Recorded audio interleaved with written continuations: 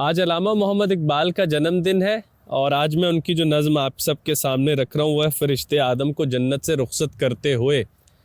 इसके मतलब कि हर बड़ी किताब को समझने से पहले उसका दिबाचा पढ़ना बहुत ज़रूरी होता है, वरना किताब समझ में कभी भी नहीं आ सकती। ऐसे ही तारुफ़ इस्लाम लेने से पहले रसूलुल्लाह सल्लल्लाहु अलैहि वसल्लम को समझना बहुत ज़रूरी होता है। तो ये दिबाचा समझना बहुत ज़रूरी है कि फ़रिश्तों के मुँह से ही इकबाल ने क्यों कहलवाया। तो अल्लामा मोहम्मद इकबाल ये बात समझ रहे थे कि फ़रिश्ते अब बेचैन हैं कि हमने भी जिसको सजदा किया और अल्लाह ने करवाया, और जिसने आदम को सजदा ना किया वो इब्लीस बना, अब वही आदम यहाँ से नीचे भेजा जा रहा है। तो बात ये समझ में आती है कि अल्लामा मोहम्मद इकबाल इस बात को रख रहे हैं कि दुनिया जो है ये और यहीं पर अल्लाह का एक घर काबा भी है और यहीं पर हमें अल्लाह ताला की तमाम सिफ़ात भी नज़र आती हैं। तो इन सारी चीज़ों का ख्याल वही रखेगा जो सही खलीफा होगा। तो खलीफा वो होते हैं कि जब तक मालिक ना हो तुम ख्याल करना, तुम ख़ुद को ही तकरीबन मालिक समझते रहना। तो इंसान के हाथों में वो हाथ है अल्लाह का, बंदा मोमिन का हाथ। अल्लाह ताला ने इंसान को खलीफा बनने की वो क़ुव्वत दे रखी थी कि जब तक कायनात से मैं बेनियाज़ हूँ भाई, तुम इसमें नियाज़मंदी करते रहना, तुम लजपालियाँ करते रहना, ताकि जब तक मैं खुदा तो बेनियाज़ है, वो चाहे हमारी बातों का जवाब दे चाहे ना दे, वो समद है। तो तुम ना समद बन जाना, तुमने हर आदम की बात का जवाब देना। जो हमने आपको बताया था ना कि सबसे बड़े नमाजी वो होते हैं जो नमाज पढ़ने के बाद दुनिया वालों की वो दुआएं पूरी करवा देते हैं जो उन्होंने अल्लाह से मांगी होती हैं। तो ये असल अल्लाह वालों का बड़ा तारुफ होता है कि वो उनके लिए हर आदमी निशानी अल्लाह होता है, क्योंकि हर किसी में वो इकबाल का ही शेर है कि ये जो हमारे जिस्म में कोई एक ऐसी शय लग गई है खुदा की, जब निकालते हैं ना, धक्का देते हैं, तो धक्का देने वाले की एक धमक हमारे जिस्म पर महसूस होती है।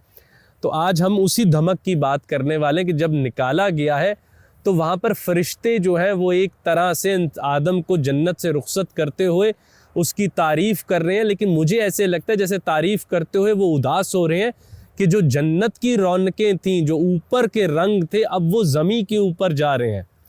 जो गालिब भी कहते हैं ना कि फूलों ने असल रंग तो इंसानों में देखे, बहारों ने असल रंग तो इंसानों में देखे, दरख्तों ने असल कदावरी तो मर्दों पर देखी।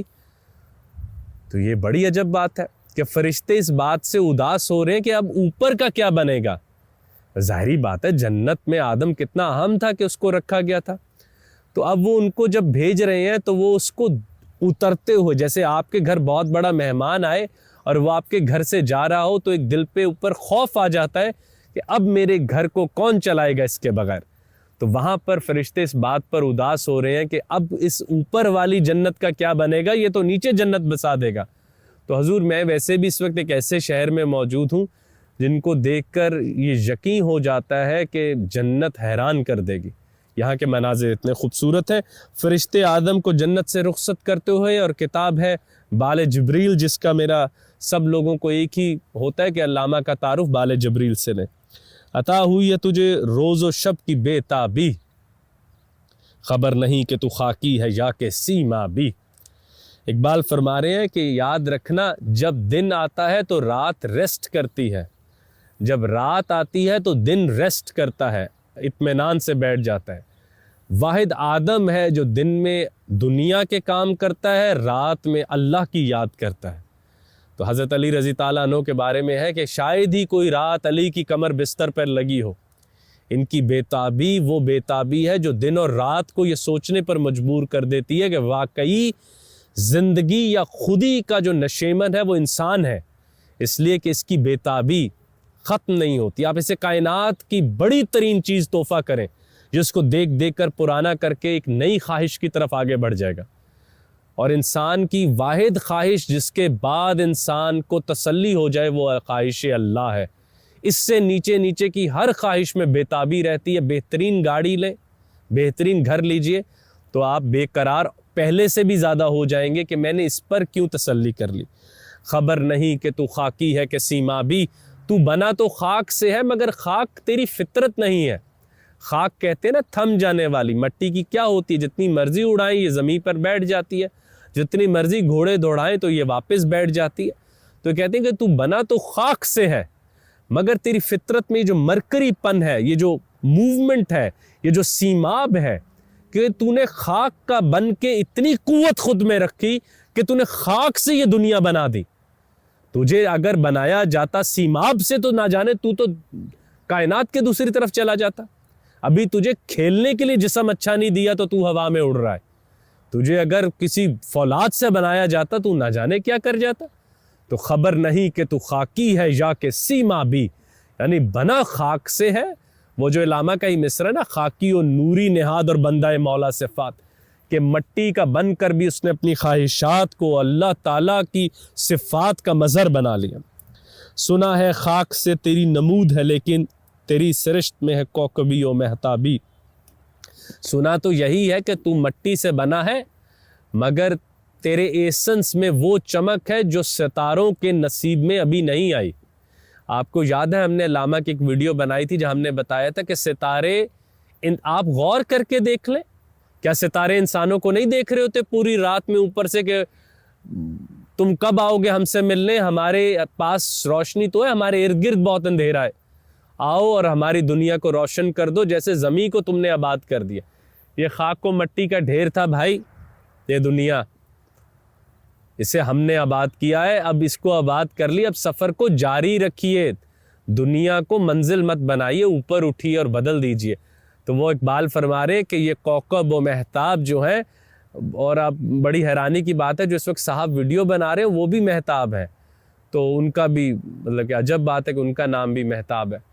तो अल्लामा यहाँ बात फरमा रहे हैं कि पूरे कायनात के सितारे इंसान को देख देख कर इस बात पर इत्मीनान में भी हैं और इंतज़ार में भी हैं कि इसने ज़मीन रोशन की है, तो जो ऊपर की एबिस है, जो अंग्रेज़ी का वर्ड है, उसको ये ज़रूर एक ज़माने में रोशन कर देगा।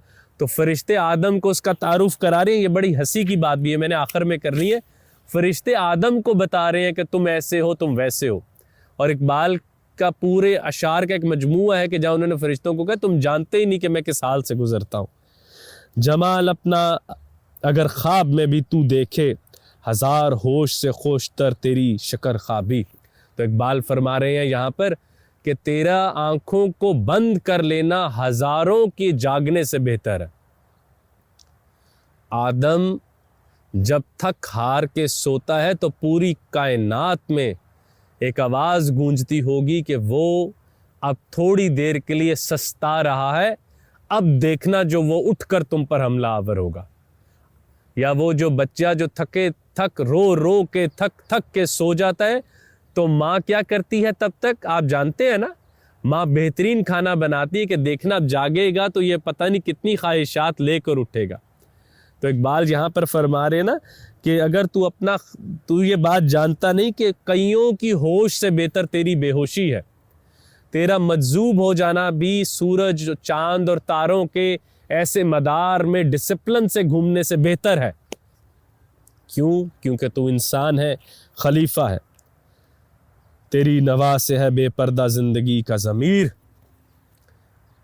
जिंदगी का सबसे बड़ा तर्जुमान ये हवाएं, ये पहाड़, ये सब बहुत अच्छे, मगर तू है। वो अल्लामा का एक मिसरा है कि ये जो पूरी खुदी ने भी तो अपनी खुदी कहीं पूरी करनी थी ना, तो खुदी ने अपनी खुदी को पाने के लिए जिस नशेमन को चुना वो इंसान का दिल है। तो मेरी भी ख्वाहिश है मैं फलां बनूं, तो खुदी ने भी तो ख्वाहिश की होगी कि मैं अरूज पाकर किस में नज़र आऊं। या वो होती ना पेंट कंपनीज, उनकी भी तो ख्वाहिश होती ना अच्छी बिल्डिंग्स पर हमारा पेंट किया जाए, खाली वो टूटे फूटे मकानों पर ना किया जाए। तो खुदी ने ख्वाहिश की मेरा पेंट किसके ऊपर हो कि मैं भी तो कहीं जाकर मुकम्मल महसूस करूं। तो वो इंसान का दिल है। खुदी का नशेमन तेरे दिल में है, फलक जिस तरह आंख के तिल में है, जो इकबाल ने फरमाया। जैसे पूरी एक छोटी सी आंख इतने बड़े आसमान को कैप्चर कर लेती है, ऐसे इंसानी दिल लगता छोटा है मगर इसमें कुव्वत है कि सब चीज़ों को एल्फ कर सकता है। लुइस बोर्जस का एक फिनोमेना है, उसे कभी देखिएगा। और तेरी नवा में ये कुदरत इसलिए है कि तेरे साज की फितरत ने की है मिज़राबी। तुझे फितरत ने बनाया है, संवारा है। पूरे की पूरी कायनात इंसान को होस्ट करने के लिए बनी है। आप देखिए घास की 1000 बायोलॉजिकल और बोटानिकल अफादियत देख लीजिए, मगर इसका आखिरी मकसद ये है कि जब मेरा महबूब इस पर चले तो उसके पैरों के नीचे उसको ठंडक भी दे और सुकून भी दे। तो पूरी की पूरी कायनात का मकसद ये है कि इंसान तुम खुश हो ना, हम तुम्हें अल्लाह का सही तारुफ तो करवा रहे हैं ना। तो कुदरत ने तेरी तरबियत की है कि तू जो मिजराबी करने वाला है, गिटार के लिए मिजराब होता है ना छोटा सा जो, हाँ, जिससे हम गिटार प्ले करते हैं, तो अगर वो टूटी हुई हो ना वो मिजराब, तो सारे के सारा गिटार जो इतना बड़ा और उसकी स्ट्रिंग सब जो है उनका रिदम और स्केल वो तबाह कर देता है। तो इकबाल फरमा रहे कि इंसान ही वो मिजराब है जो जिस शय पर लगता है तो उसका तारुफ करवाते हैं। दरख्त भी अपना तारुफ खुद नहीं करवा सकता जब तक गालिब ना आए। हर शय अपना पहला तारुफ इंसान से मांगती है, फिर इंसान को कहती है कि आखिरी तारुफ में मुझे अल्लाह से जोड़ देना। तो फरिश्ते जब आदम को जन्नत से रुखसत कर रहे हैं तो वो ये सिफ़ात उसकी गिनवा रहे हैं, और मुझे ऐसे लगता है जैसे उदासी में गिनवा रहे हैं कि अब ऊपर का क्या बनेगा, क्योंकि ये इंसान इस कायनात को तो जन्नत बना देगा, असल जन्नत इसके बग़ैर कहीं इतनी बेनूर ना हो जाए।